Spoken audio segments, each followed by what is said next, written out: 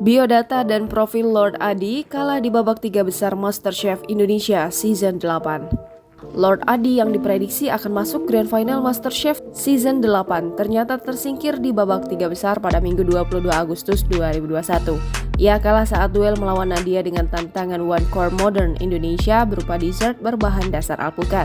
Kekalahan ini membuat kaget penggemarnya, sebab Lord Adi selama ini mampu menaklukkan semua tantangan yang diberikan. Selain dikenal jago masak, Adi selama ini menjadi peserta yang menarik perhatian karena dikenal paling jenaka di antara kontestan yang lain.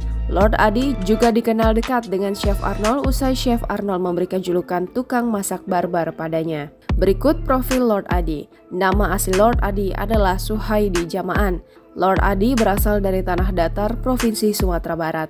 Ia dijuluki Lord Adi karena pernah menantang juri dan minta waktu diperpendek dengan berkata too long. Dengan sikapnya itu membuat rekannya menjadi geram dengan tingkah lakunya. Adi kini berusia 41 tahun dan sebelum mengikuti kompetisi MasterChef Season 8, Adi berprofesi sebagai petani cabai. Karena telah tinggal lama di Sumatera Barat, Adi pandai mengolah masakan asal tempat tinggalnya. Selain itu, Adi disebut sebagai tukang masak barbar. Hal ini karena ia tidak menggunakan kapitan untuk membolak-balik tapi dengan pisau. Julukan tukang masak barbar itu dibuat oleh Chef Arnold. Tak hanya itu, Adi juga pernah menggunakan bahan makanan sisa peserta lain untuk masak. Kalimat yang sering diucapkannya adalah, wah bahaya nih.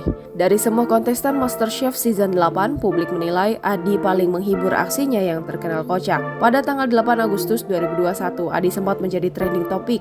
Hal ini karena cuitan Chef Arnold Purnomo yang menuliskan postingan, kastanya Lord beda, telepon dan WA enggak dianggap, tulis Chef Arnold. Adi kerap memenangkan tantangan yang selalu diberikan oleh para juri MasterChef.